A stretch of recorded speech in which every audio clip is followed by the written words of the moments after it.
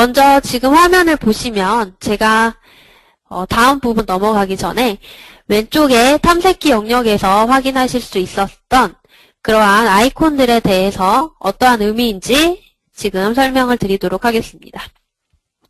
왼쪽에 보시는 탐색기 영역을 확인해 보시면 툴패스나 공구 같은 부분을 탐색기 영역을 통해서 확인을 하실 수가 있었는데요. 그래서 앞에서 저랑 같이 생성해 보았던 공구나 아니면 이제 내일 같이 생성해 볼 툴패스 같은 부분도 탐색기 영역에서 곧바로 생성을 하실 수가 있겠습니다. 그래서 먼저 이런 안전상태라는 부분은 툴패스를 생성하실 때 나오는 부분인데요. 이 부분은 제가 내일 툴패스를 만들면서 다시 한번 보여드리도록 하겠습니다. 그래서 안전상태라는 의미는 툴패스를 생성을 하셨을 때 이 툴패스가 안전한지 아니면은 조금 더 주의해야 하는 그러한 부분인지를 나타내는 표시라고 보시면 되겠습니다. 그리고 이 전구 모양은 제가 바운더리 만들거나 공구 만들 때도 있었던 아이콘인데요. 전구 모양은 해당하는 그런 개체를 보였다가 안 보였다가 하는 기능으로 보시면 되겠습니다.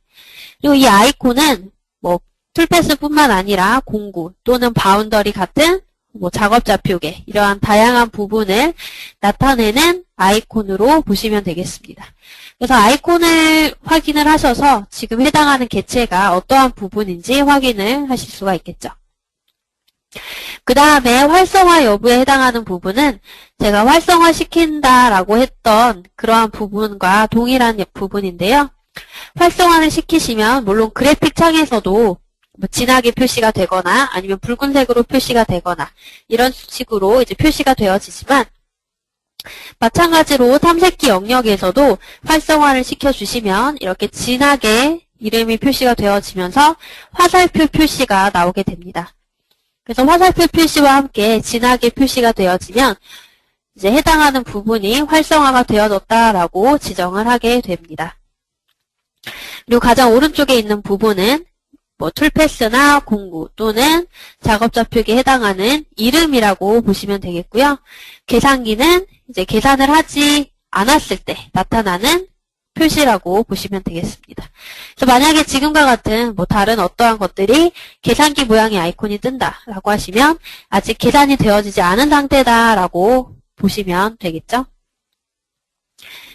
그래서 이러한 아이콘들의 의미는 지금 이 화면에 보이시는 것과 같은 의미로 확인을 해주시면 되겠습니다. 네, 그래서 이제 간단한 아이콘들에 대해서 설명을 드렸고요. 그 다음에 이제 하단에 나와 있는 컨트롤 키와 함께 드래그하는 부분은 이제 합치는 기능이라고 보시면 됩니다.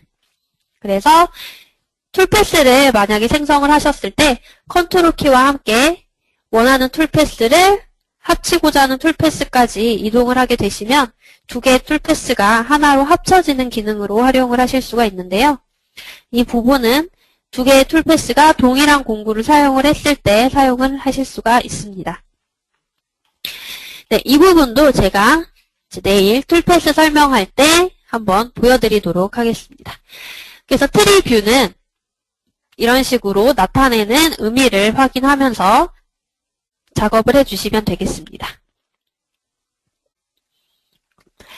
그 다음으로는 제가 가공에 해당하는 부분을 한번 설명을 드리도록 하겠습니다. 지금 화면에 보이시는 것처럼 상향 절삭과 하향 절삭을 비교하는 부분이 나와 있는데요. 이 부분은 파워밀에서 이제 툴패스 창에서도 상향 절삭으로 할 것인지 하향 절삭으로 할 것인지를 선택하는 부분이 있습니다. 물론 이 부분은 이제 간단하게 파워밀 창에서는 선택을 하면 되시는 부분이지만 먼저 어떠한 기능을 사용을 할 것인지에 따라서 앞서 이 개념을 정리를 해 주셔야겠죠? 그래서 제가 상향 절삭과 하향 절삭에 대해서 하나씩 설명을 드리도록 하겠습니다. 일단 이 위에 보이는 이 상향 절삭이라는 부분부터 먼저 설명을 드리도록 하겠습니다.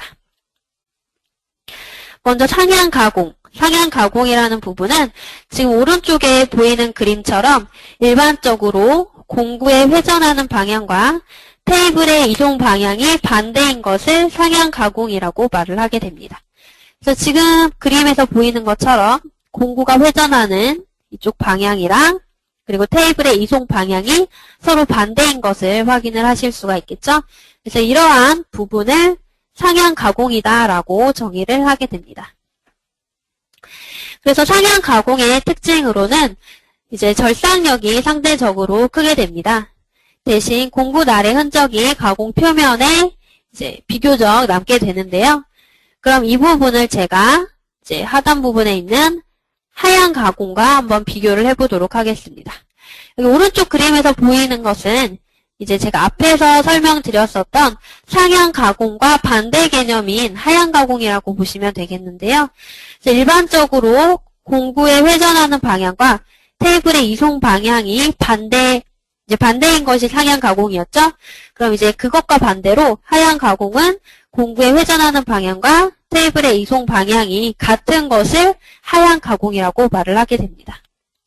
그래서 이 방법이 가장 일반적인 가공 방법이라고 보시면 되시겠고, 이제 상향 가공과 비교를 했을 때는 상대적으로 공구 마모가 적게 되고요. 그리고 깨끗한 가공 표면을 얻으실 수가 있겠습니다.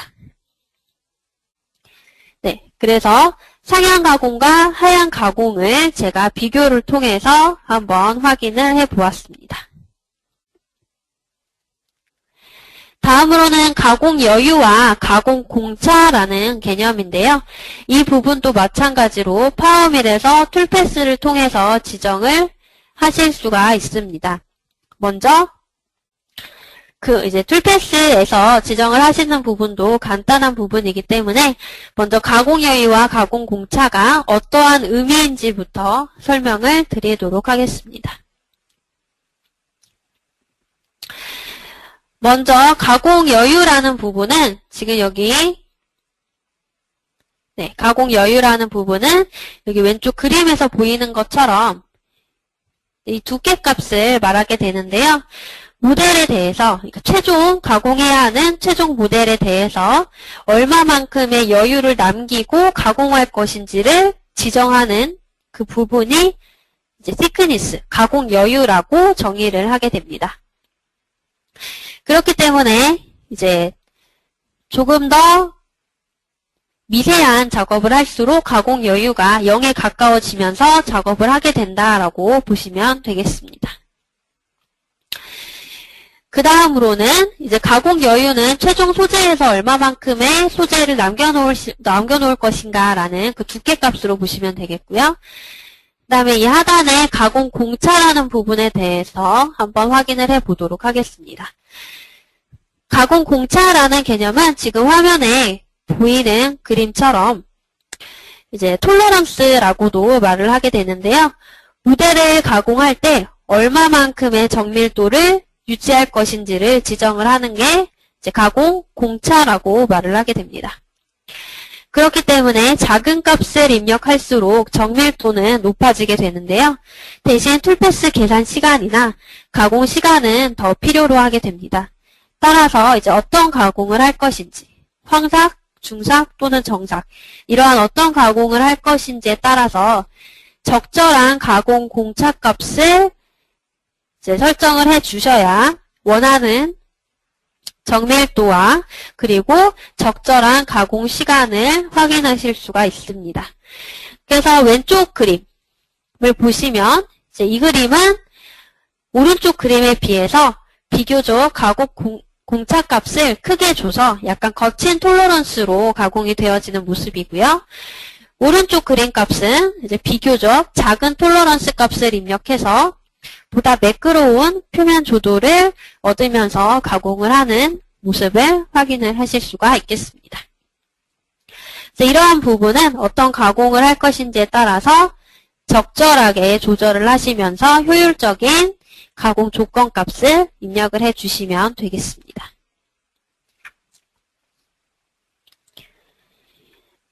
네, 그러면은 이제 방금 설명드린 부분을 가지고 한번 확인을 해보도록 하겠습니다.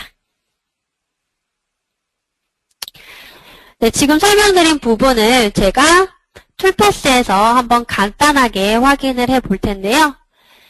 먼저 제가 오전 시간에 설명드린 것처럼 가공하고자 하는 모델링 파일을 불러오실 때는 파일에서 모델 불러오기를 통해서 모델링 파일을 하나 불러와 주시면 되겠습니다. 밑으로 쭉 내려서 제가 오전 시간에 작업을 했었던 카울링이라는 모델링 파일을 하나 이렇게 불러와 보도록 하겠습니다. 그래서 모델링 파일을 하나 불러왔고요. 여기서 제가 앞에서 설명드렸던 상향 가공, 하향 가공, 그리고 가공 공차와 가공 여유에 대해서 한번 툴패스를 통해서 적용을 해보도록 하겠습니다. 이제 오전 시간에는 모델을 불러와서 소재를 설정을 하고 그리고 그 소재를 가지고 가공할 때 사용할 공구를 설정하는 부분까지 같이 확인을 해보았는데요. 이번에는 오전 시간에 이제 설명을 드렸던 그 소재와 공구를 사용해서 한번 실제 툴패스를 내보도록 하겠습니다. 먼저 소재와 공구는 제가 오전 시간에 설명드렸던 것처럼 바깥에서 먼저 만들어도 되지만 이제 파워밀에서는 툴패스 창에서 곧바로 생성을 하실 수도 있기 때문에 밖에서 미리 만들어 놓지 않으셔도 툴패스 만들면서 곧바로 생성을 하실 수가 있겠습니다. 먼저 툴패스를 간단하게 생성을 해볼 텐데요. 위에 아이콘 중에서 툴패스 아이콘을 눌러주시면 이렇게 툴패스 창이 나오게 됩니다. 보통 황삭 가공을 하실 때는 3D 황삭 모델이라는 탭에서 모델 에리아 클리어런스라는 방법을 사용을 하게 됩니다. 이 방법은 일반적인 3D 황삭 가공을 하실 때 사용하는 툴패스 방법이고요. 이 툴패스 선택하신 다음에 확인 누르게 되시면 지금 보시는 것처럼 모델 에리아 클리어런스라는 이제 일반적인 황삭 창이 나오게 됩니다. 그래서 툴패스 이름은 제가 황삭이라고 한번 지정을 해보도록 하겠습니다. 그 다음에 제가 블록이나 공구를 설정하지 않고 들어왔기 때문에 여기서 설정을 하고 사용을 해야겠죠? 그래서 이제 블록이라는 부분으로 가게 되면 이제 화면에서 툴패스 창 안에서 곧바로 모델의 블록, 그러니까 초기 소재를 설정을 하실 수가 있습니다. 그냥 간단하게 계산 버튼만 눌러주시면 여기 오른쪽에 있는 뷰 툴바인 블록 켜기를 이제 켜서 한번 이 생성되어진 블록을 확인해 보실 때 제가 밖에서 만들었었던 블록 모양과 동일하게 툴패스 창에서도 초기 소재인 블록을 곧바로 정의를 하실 수가 있겠습니다. 지금 보시는 것처럼 이렇게 툴패스를 이제 생성하기 위한 초기 소재 값이 자동으로 계산이 되어졌고요. 그래서 XYZ 좌표값도 하나의 창 안에서 굉장히 간단하게 확인을 하실 수가 있습니다. 그럼 이제 공구 아이콘을 누르신 다음에 이제 생성할 공구를 한번 만들어 보도록 하겠습니다. 제가 이제 황삭 작업을 할 때 사용할 공구를 하나 생성을 한번 해볼 텐데요. 저는 엔드밀 공구를 사용해서 지름 20짜리로 하나 생성을 해보도록 하겠습니다. 그래서 공구 번호는 1번으로 기계에서 이 엔드밀 공구를 1번 공구로 인식할 수 있도록 설정을 했고요. 그 다음에 이름은 F10으로, 20으로 설정을 해서 지름 20을 가지는 엔드밀 공구로 하나 생성을 했습니다. 그 다음에 이제 확인해야 될 것은 초기 소재와 공구를 모두 만들었기 때문에 제가 앞에서 설명드린 부분을 하나씩 한번 확인을 해볼 텐데요. 먼저 그 부분에 앞서서 급속 이속 높이라는 부분을 체크를 하도록 하겠습니다. 급속 이속 높이라는 부분은 공구가 빠르게 움직일 때 실제 가공하는 부분이 아니라 빠르게 움직이는 부분에서 이제 이동할 때 빠르게 움직이는 급속 이속 높이가 안전하다라고 생각하는 Z 높이를 설정을 해주는 부분입니다. 그래서 계산 버튼 한번 눌러주시면 이렇게 안전한 높이에 공구가 위치한 것을 확인을 하실 수가 있습니다. 다음에 이제 모델 에리아 클리어런스 주 설정하는 창으로 한번 가보시면 제가 앞에서 설명드렸던 가공 방향과 그리고 공차 그리고 가공 여유가 이제 들어와져 있는 것을 확인을 하실 수가 있겠죠. 그러면은 제가 스텝 오버와 스텝 다운은 한번 크게 주고 계산을 해보도록 하겠습니다. 스텝 오버와 스텝 다운은 공구가 이동할 때의 거리값으로 보시면 되겠는데요. 그래서 이 부분은 제가 10mm로 설정을 하고 계산을 해보도록 하겠습니다. 가공 여유는 제가 1mm로 지정을 할 거고요. 공차는 0.1로 지정을 하도록 하겠습니다. 이 가공 방향은 하향으로 해서 아래에 있는 계산 버튼을 한번 눌러보도록 하겠습니다. 지금 화면에 보이시는 것처럼 이제 소재에 툴패스가 생성이 되어진 걸 확인을 하실 수가 있는데요. 여기서 먼저 한번 확인을 해보도록 하겠습니다.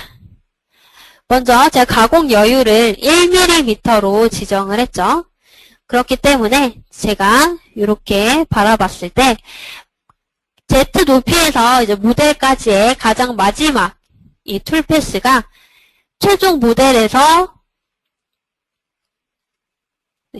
이만큼의 제가 툴패스에서 지정해 놓았던 1mm의 가공 여유 값을 남겨놓고 최종 툴패스가 생성이 되어진 것을 확인을 하실 수가 있습니다. 그래서 가공 여유는 제가 앞에서 설명드렸던 부분을 이제 툴패스로 한번 확인을 하실 수가 있는 거겠죠. 최종 모델까지의 얼마만큼의 소재를 남겨놓고 가공을 할 것인가 라는 그 남겨놓는 소재값이라고 보시면 되겠습니다. 그러면은 이번에는 하향 가공으로 한번 지정을 했었는데요. 이제 하향 가공으로 지정을 하게 되면 제가 이 툴패스의 움직임을 한번 확인을 해 보도록 하겠습니다.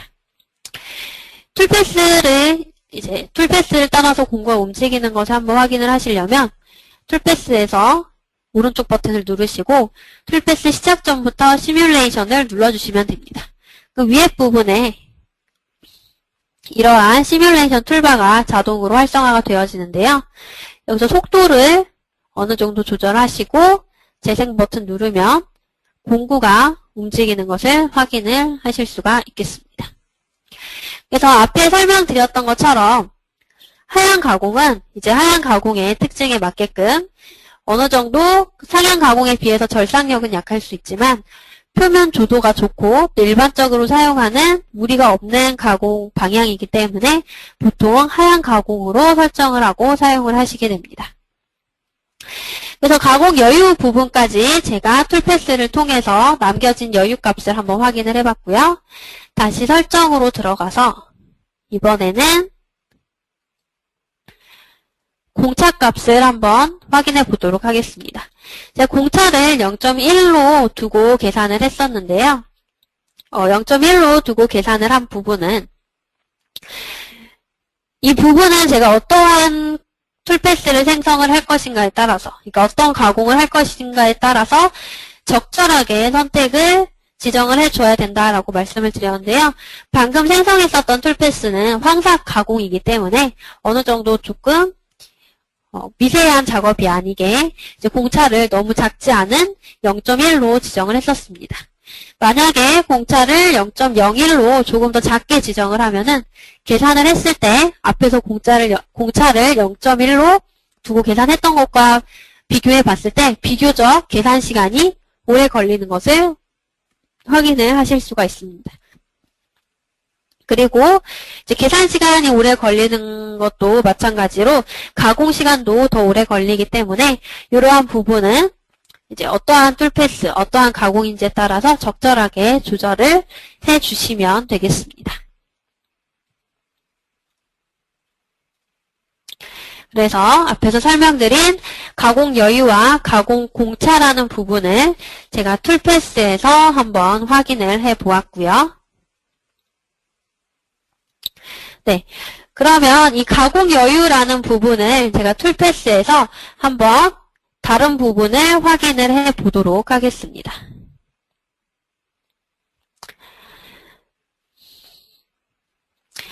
먼저 네, 이 부분을 한번 확인하기에 앞서서 지금 제가 생성해 놓은 이 툴패스를 한번 확인을 해 보시면 제가 앞에서 설명드렸던 스텝 오버와 스텝 다운 값에 따라서 툴패스가 생성이 되어진 것을 확인을 하실 수가 있는데요.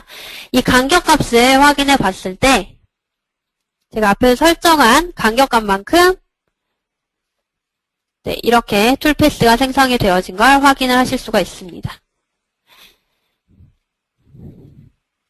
그래서 이 부분을 한번 확인을 하게 되면 설정값에서 제가 설정을 했었던 스텝 오버와 스텝 다운이 이 거리값에 해당한다고 보시면 되겠습니다.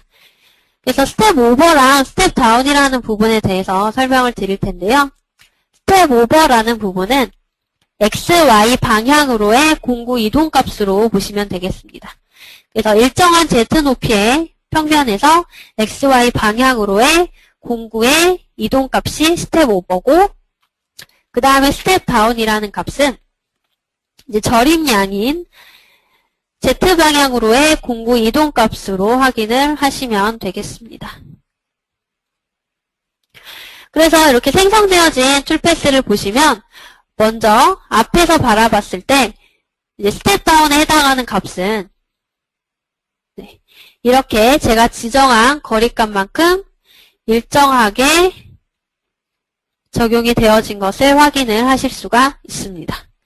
그리고 스텝 오버 값을 확인을 하시려면 이제 위에서 한번 확인을 하셔야겠죠? 그래서 완성되어진 스텝 오버 값도 지금 제가 한번 확인을 해 볼 텐데요. 조금 더 간편하게 확인을 하기 위해서 지금 여러 개의 툴패스가 겹쳐 있기 때문에 하나의 툴패스만 남겨놓고 확인을 해 보도록 하겠습니다. 툴패스 설정창으로 들어가신 다음에 방금 제가 지정했었던 툴패스를 수정하기 위해서 가장 맨 앞에 있었던 새로 고침이라는 버튼만 눌러주시면 모든 창들이 수정할 수 있게 열리게 됩니다. 그러면 여기서 제가 원하는 부분만 한번 수정해 보도록 하겠습니다. 하단에 스텝 다운이 자동으로 설정이 되어져 있는데요.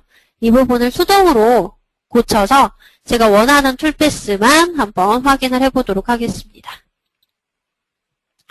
이 스텝 다운 부분을 수동으로 체크를 하고 여기 오른쪽에 있는 부분을 통해서 한번 확인해 보도록 하겠습니다. 이 아이콘을 누르게 되면 황삭 Z 높이라는 창이 나오게 되면서 지금 생성되어져 있는 황삭 툴패스가 Z 높이에 따라서 이렇게 분류가 되어져 있습니다. 이 부분은 높이에 따라서 분류가 되어져 있다라고 보시면 되겠고요. 그렇기 때문에 가장 위에 있는 높이의 값에 해당하는 툴패스가 가장 상단에 있는 툴패스다라고 확인을 하실 수가 있겠죠.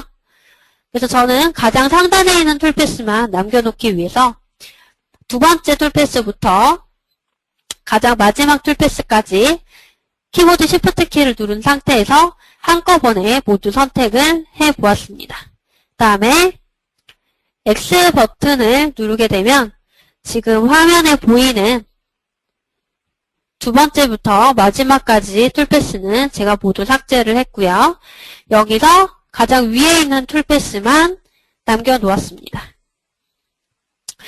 그러면은 이제 이렇게 편집을 완료를 하고 닫기 누르신 다음에 다시 계산을 누르게 되면 제가 원한 대로 가장 위에 있는 Z 높이의 툴패스만 생성이 된 것을 확인을 하실 수가 있겠습니다. 그래서 지금 화면상에 보이는 것처럼 가장 위에 있는 툴패스만 남아있는 것을 확인을 하실 수가 있겠고요. 여기서 이제 스텝 오버 값을 한번 확인을 해 보도록 하겠습니다. 이제 이 간격 값을 제가 한번 확인을 해 볼 건데요. 스텝 다운 간격 값을 확인을 했던 것처럼 스텝 오버도 마찬가지로 일정한 이런 간격값을 가지고 생성이 되어진 것을 확인을 하실 수가 있겠습니다. 그래서 지금 이 같은 Z 높이의 툴패스를 통해서 스텝 오버 값을 확인을 해봤고요. 스텝 다운 값은 여러 개의 Z 높이를 가지는 툴패스를 통해서 Z 높이로 확인을 하실 수가 있었습니다. 그래서 이 부분은 제가 방금 설명드렸던 것처럼 스텝 다운을 수동으로 해놓고 계산을 해서 완성을 했었고요. 다시 자동으로 하게 되면 사용자가 입력한 스텝 다운 거리값만큼 모델상의 가공 여유까지 자동으로 이렇게 여러 개의 툴패스를 생성을 하게 됩니다. 그래서 이러한 스텝 오버와 스텝 다운 부분도 설정하는 값에 따라서 사용자가 생성하는 툴패스가 달라진다라고 보시면 되겠고요. 그래서 스텝 오버는 방금 설명드린 것처럼 툴패스에서 경로와 경로 사이의 간격을 말하게 됩니다. 그래서 XY 평면, 같은 Z 높이 평면상에서의 일정한 간격값을 말을 하게 되고요. 그래서 일반적으로는 피치라고도 불리우게 됩니다.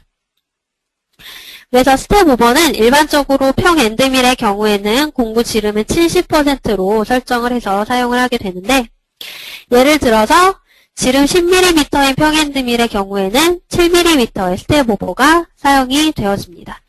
이 부분은 이제 작업을 하시는 사용자에 따라서 경험치에 따라서 이제 많이 사용하신 그러한 데이터를 기반으로 사용자가 지정을 해서 사용을 하실 수 있는 부분으로 보시면 되겠습니다.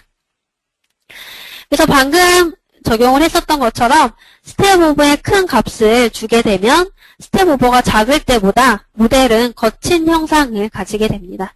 그 이유는 그 간격값이 작아지면은 공구가 지나가는 그 간격값이 줄어들기 때문에 보다 더 많이 지나가게 되면서 이제 보다 덜 거치게 작업을 하게 되어지겠죠. 그래서 이제 스텝 오버는 이러한 개념으로 확인을 하실 수가 있겠습니다.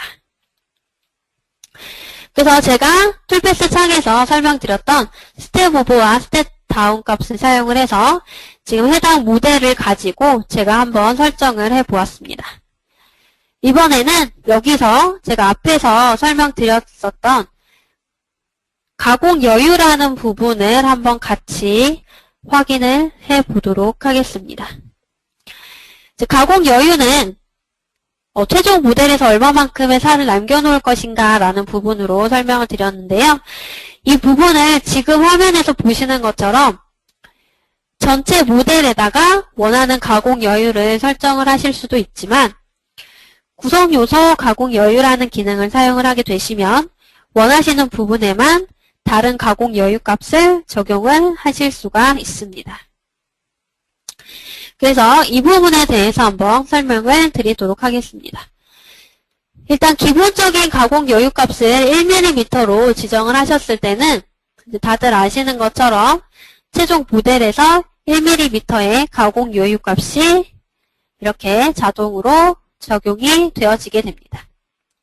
얘 같은 경우에는 전체 모델에 한꺼번에 적용이 되어졌지만 이번에는 이제 툴패스를 가지고 생성을 할 때 모델에서 원하는 부분만 한번 생성을 해보도록 하겠습니다.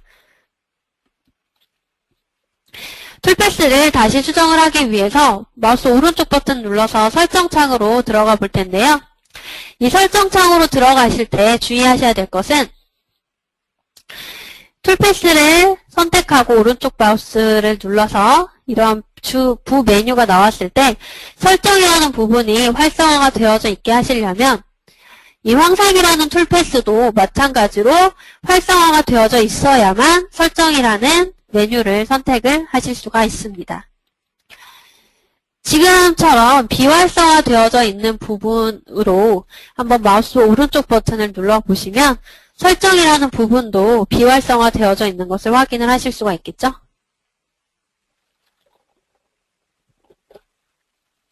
그렇기 때문에 설정이라는 부분을 선택을 하시려면 황상이라는 툴패스도 활성화를 시키시고 마우스 오른쪽 버튼 눌러서 설정으로 들어가 주시면 되겠습니다. 그러면은 제가 아까 전에 계속 수정했었던 툴패스 창이 나오게 되겠죠? 여기서 다시 가장 앞에 있는 새로 고침 버튼 눌러서 창을 모두 활성화시켜 보도록 하겠습니다. 여기서 한번 수정을 해 볼 텐데요.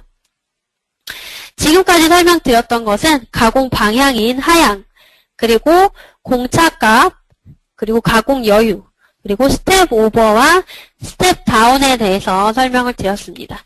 모두 다 이제 모델 에리아 클리어런스에 해당하는 부분에서 이제 주 메뉴 창에서 설명을 드렸는데요. 이번에는 이 가공 여유라는 부분에 대해서 한번 자세하게 설명을 드리도록 하겠습니다. 이 가공 여유라는 부분 오른쪽에 보시면 구성 요소 가공 여유라는 아이콘이 나와 있습니다. 이 아이콘을 한번 눌러주시면 가공 여유 구성 요소라는 창이 이렇게 나오게 됩니다. 그러면 이제 여기서 제가 설명을 드릴 텐데요.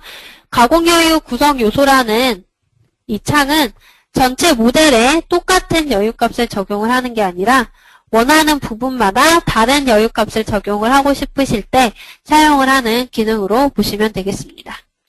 그러면 이제 제가 이 부분을 어떻게 활용을 하면 되는지 하나씩 확인을 시켜드리도록 하겠습니다. 네, 지금 먼저 화면을 보시면 가공여유 구성요소 부분에 이렇게 다양한 메뉴들이 나와 있는 것을 확인을 하실 수가 있는데요. 먼저 첫 번째로 이런 여러 가지 부분들에 여기 시크니스, 가공 여유라는 부분에 모두 1이라는 숫자가 들어가져 있는 것을 확인을 하실 수가 있습니다.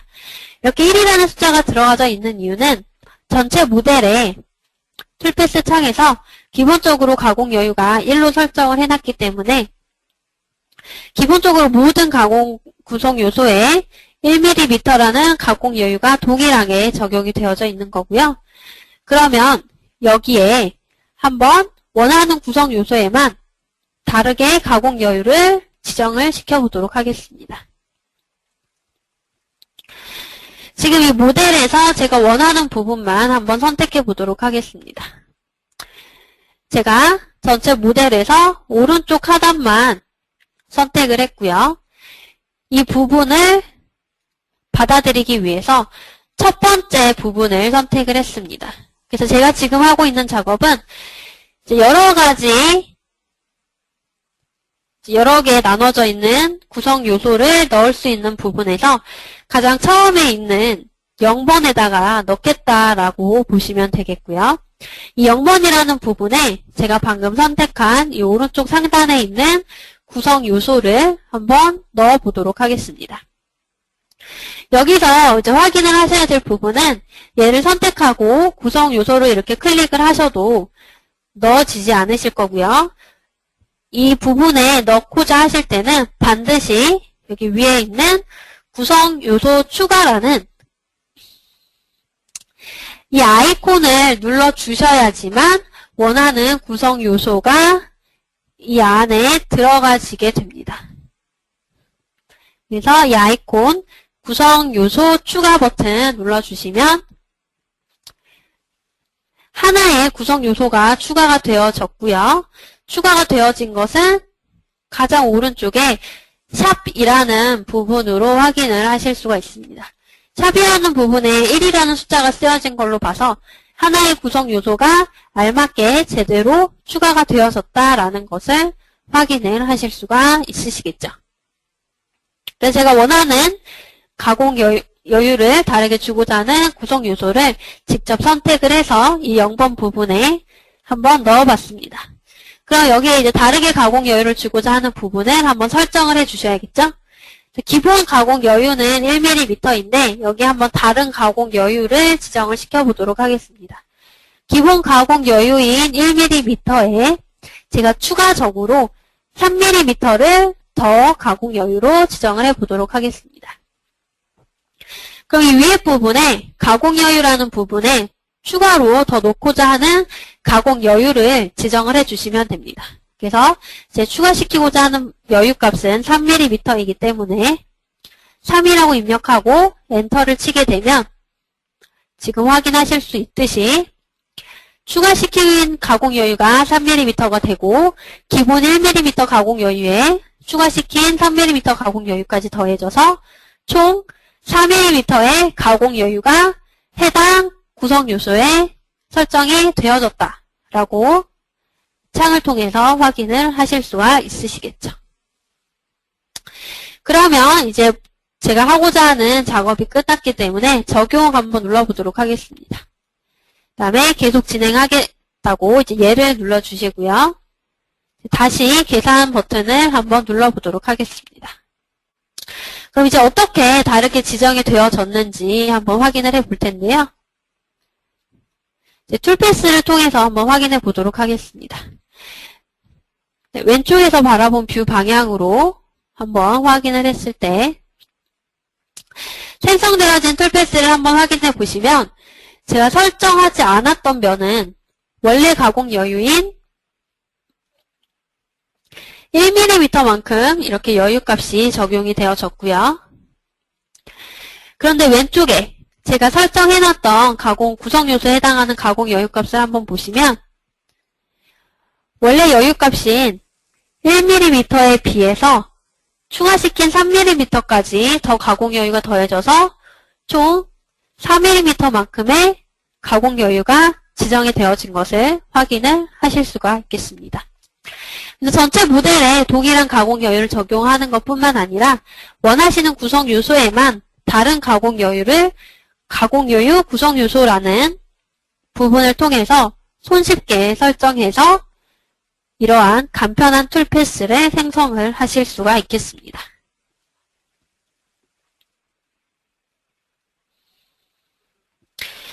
네, 그래서 굉장히 이제 쉽게 원하는 부분만 다른 가공 여유 값으로 한번 지정을 해서 이제 확인을 해 보았고요. 그러면은 제가 이 부분을 한번 다른 옵션을 통해서 다시 적용을 해 보도록 하겠습니다. 다시 툴패스 설정 창으로 들어가서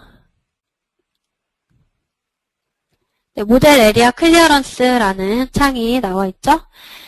그러면 여기서 제가 다시 한번 설정을 해보도록 하겠습니다. 다시 새로 고침 누르고 구성 요소 가공 여유라는 창으로 들어가서 이번에는 다른 부분으로 한번 설정을 해보도록 하겠습니다. 여기서 확인하셔야 될 부분은 지금 0번 부분에 파란색으로 표시가 되어져 있는데 모델상에서도 파란색으로 해당하는 구성 요소가 색상으로 표시가 되어진 것을 확인을 하실 수가 있습니다. 그렇기 때문에 원하는 부분을 이제 색상으로 매치를 시키면서 간편하게 확인을 하실 수가 있겠습니다. 네, 그러면은 이번에는 다른 구성 요소를 한번 다른 부분으로 적용을 시켜보도록 하겠습니다. 그러면은 이번에는 왼쪽에 있는 구성 요소를 선택하고 이 구성 요소는 다른 부분인 1번 부분에 추가를 시켜보도록 하겠습니다. 왼쪽을 선택을 하시고 밑에 있는 부분을 선택을 하신 다음에 구성 요소 추가 버튼 눌러주시면 마찬가지로 방금 선택한 왼쪽 부분이 하나가 추가가 돼서 이렇게 하나가 추가가 되어졌다라는 표시가 들어와졌죠. 그 다음에 얘는 아직 구성 요소 가공 여유 부분을 따로 설정을 하지 않았기 때문에 총 가공 여유랑 동일하게 1mm의 가공 여유가 적용이 되어진 것을 확인을 하실 수가 있겠습니다. 이번에도 여기에다가 가공 여유를 다르게 설정을 하실 수가 있으신데요. 가공 여유를 설정하는 부분은 제가 앞에서 했기 때문에 이번에는 한번 다른 부분으로 설정을 해보도록 하겠습니다. 이번에는 가공 모드를 가공이 아닌 무시로 한번 설정을 해보도록 하겠습니다. 가공 모드를 무시로 설정을 하게 되시면 지금 화면에 보이시는 것처럼 지금 하나 받아들인 하나의 구성 요소가 빨간색 무시로 설정이 되어진 것을 확인을 하실 수가 있겠는데요. 그러면 이 부분을 그대로 적용 버튼을 눌러서 한번 다시 툴패스를 계산시켜 보도록 하겠습니다. 툴패스를 계산을 하게 되면 지금 화면에 나와 있는 모델과 마찬가지로 왼쪽에서 바라봤을 때 왼쪽에 해당하는 부분은 가공 여유값이 제가 추가시킨 3mm만큼 더해져서 총 4mm의 가공 여유가 적용이 되어진 걸 확인을 하실 수가 있겠고요. 그 다음에 오른쪽 부분은 제가 해당하는 면을 없는 면처럼 인식해라 라고 무시를 시켰기 때문에 이 부분은 실제 모델이 있지만 이 면이 없는 것처럼 블록에 해당하는 부분에 모두 다 이렇게 툴패스가 생성이 되어지는 것을 확인을 하실 수가 있습니다. 그렇기 때문에 원하는 구성 요소에 다른 가공 여유를 적용하는 기능뿐만 아니라 원하는 면까지 없는 것처럼 무시를 하는 기능도 손쉽게 적용을 하실 수가 있겠습니다. 그러면 제가 이러한 부분을 보다 쉽게 설정할 수 있도록 한번 다른 부분을 통해서 확인해 보도록 하겠습니다. 네.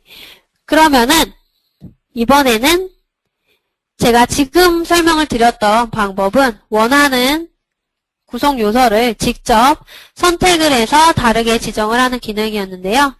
이번에는 색상이나 이제 원하는 다른 기능을 가지고 설정하는 부분을 설명을 드리도록 하겠습니다.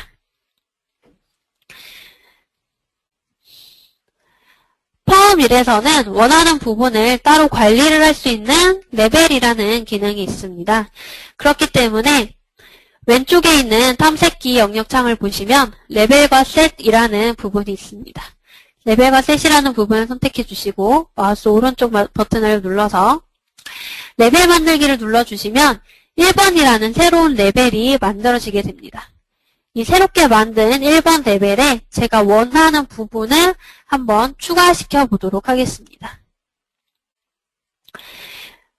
먼저 이 부분을 한번 껐다 켰다 제가 해볼게요.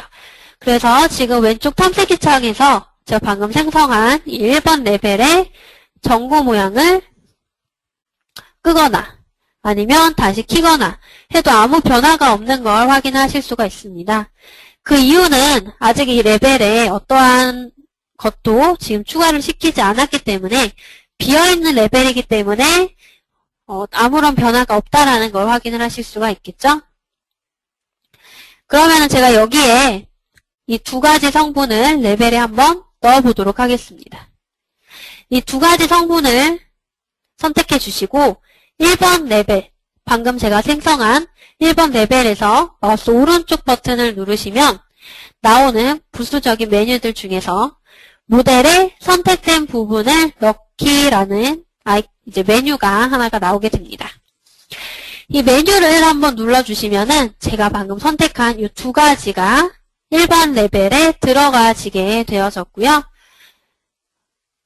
전구 모양을 한번 꺼보시면 제가 방금 선택한 성분이 1번 레벨에 들어갔기 때문에 1번 레벨을 껐을 때 방금 선택한 두 개의 성분도 마찬가지로 보여지지 않는다라는 것을 확인을 하실 수가 있겠습니다. 다시 1번 레벨을 키시면 이제 보여지게 되겠죠? 그래서 이렇게 레벨을 사용해서 원하시는 부분을 컨트롤을 하실 수가 있습니다. 그래서 제가 앞에서 사용했었던 직접 원하는 영역을 선택하는 것 말고 직접 선택하지 않고 레벨 기능을 통해서 한번 설정을 해보도록 하겠습니다. 다시 툴패스 설정 창으로 들어가서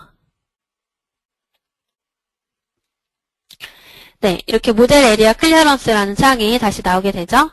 새로 고친 버튼을 누른 다음에 다시 구성 요소 가공 여유라는 아이콘을 눌러서 들어가 보도록 하겠습니다. 가공 여유 구성 요소라는 창에서 제가 두 개 설정해놨던 이제 색상으로 표시가 되기 때문에 모델에 마찬가지로 이제 파란색과 보라색으로 확인을 하실 수가 있겠죠. 그래서 이번에도 새로운 부분을 한번 다른 구성 요소 이제 가공 여유를 줘보도록 하겠습니다. 그러면 이번에는 2번 부분에다가 설정을 할 거고요. 얘는 지금 색상으로 확인하실 수 있듯이 이번에 넣게 될 구성 요소는 이제 빨강색으로 표시가 되어질 것이다 라는 것을 확인을 하실 수가 있습니다. 이제 여기에다가 구성 요소를 한번 추가를 시켜 볼 텐데요. 제가 직접 선택해서 추가를 시키는 게 아니라 위에 아이콘을 보시면 이제 스마트 셀렉션이라는 이 마우스 모양의 아이콘이 하나가 있습니다. 이 아이콘을 눌러서 추가를 시켜보도록 하겠습니다. 이 아이콘을 눌러주시면 선택이라는 창이 뜨게 되고요. 이 선택이라는 창을 보시면 무엇을 기준으로 선택을 할 것인가 라는 기준을 선택하는 부분이 있습니다. 여기서 가장 마지막에 있는 레벨 또는 셋이라는 부분을 선택해 주시면 제가 마지막으로 만들어서 두 개의 구성 요소를 추가시켰던 1번 레벨을 확인을 하실 수가 있습니다. 그래서 1번 레벨을 선택하시고 오른쪽 필터로 옮겨주시면 1번 레벨 안에 들어가져 있던 두 개의 구성 요소가 사용자가 직접 선택을 하지 않으셔도 자동으로 선택이 필터를 통해서 되어졌습니다. 그 다음에 적용, 닫기 눌러주시면 지금 2번 부분에 이렇게 두 개의 구성 요소가 레벨을 통해서 자동으로 인식이 되어진 것을 확인을 하실 수가 있겠습니다.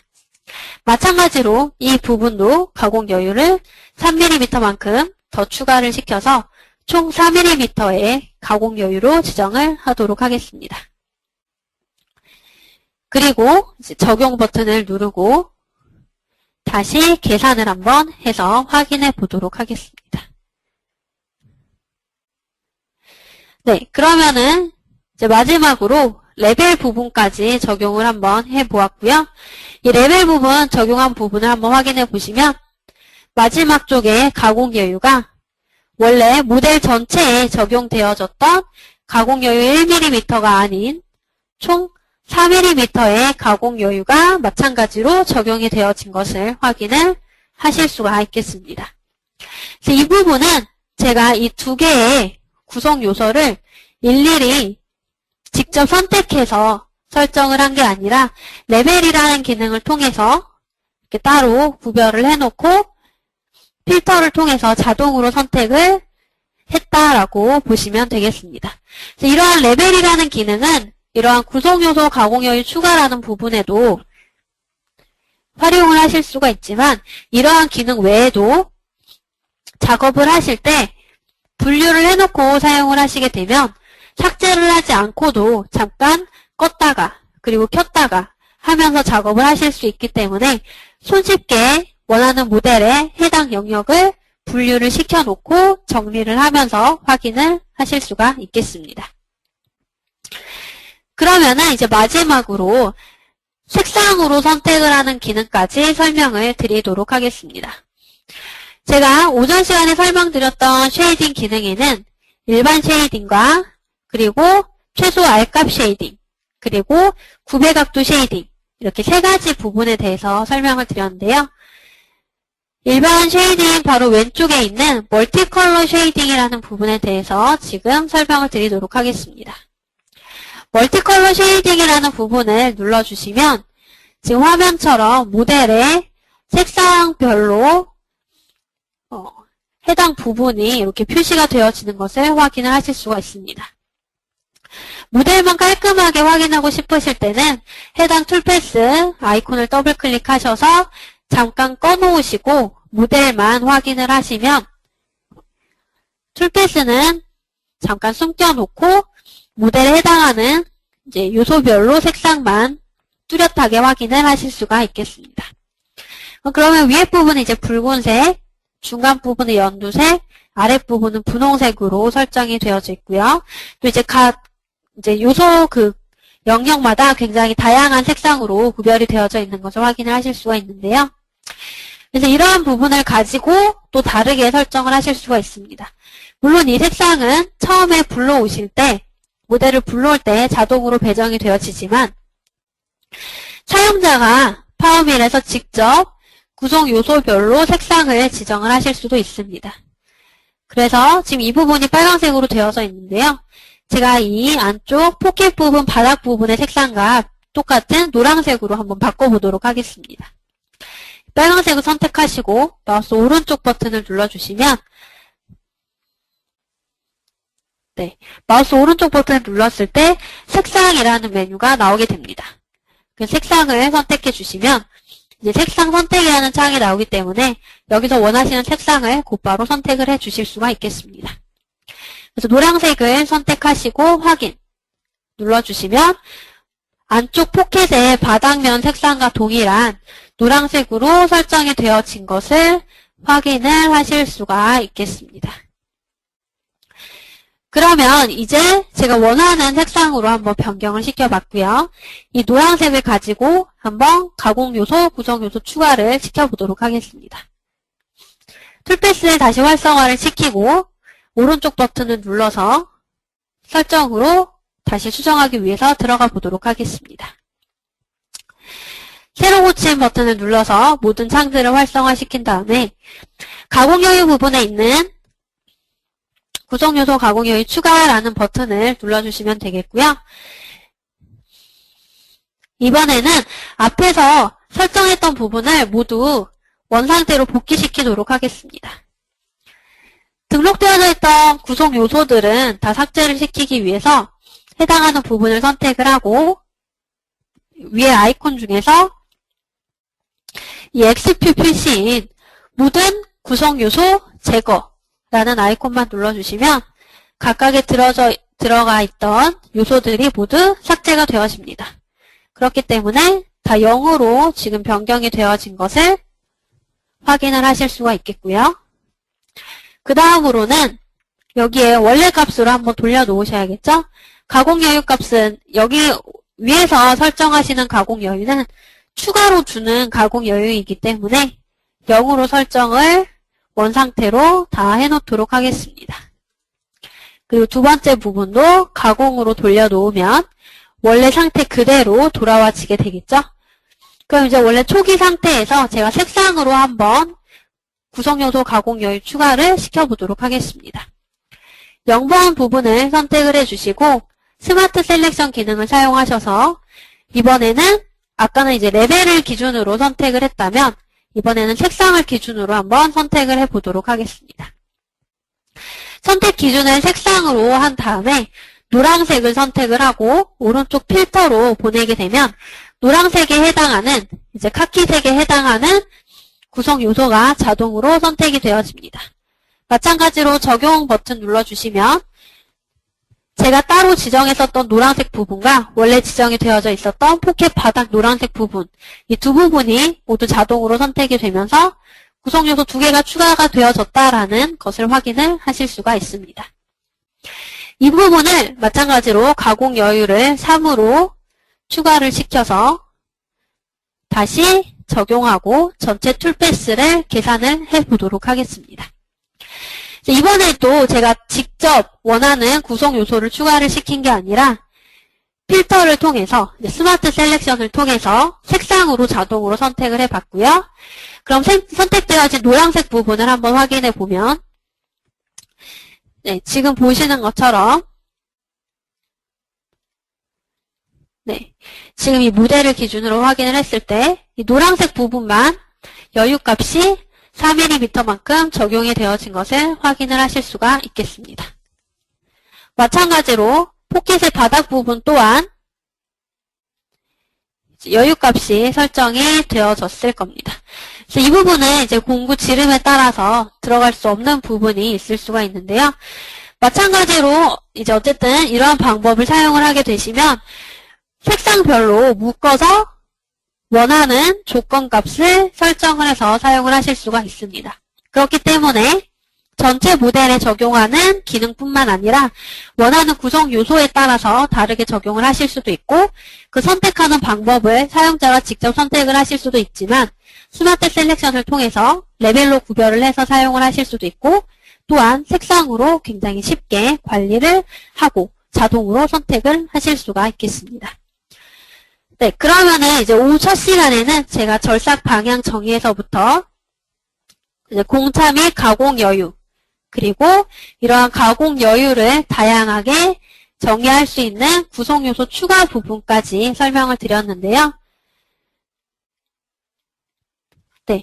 그래서 이러한 부분은 이제 툴패스를 생성을 하시기에 앞서서 이제 확인을 하셔야 되는 기본적인 생성 전에 이제 짚고 넘어가야 되는 그런 개념이라고 보시면 되겠습니다.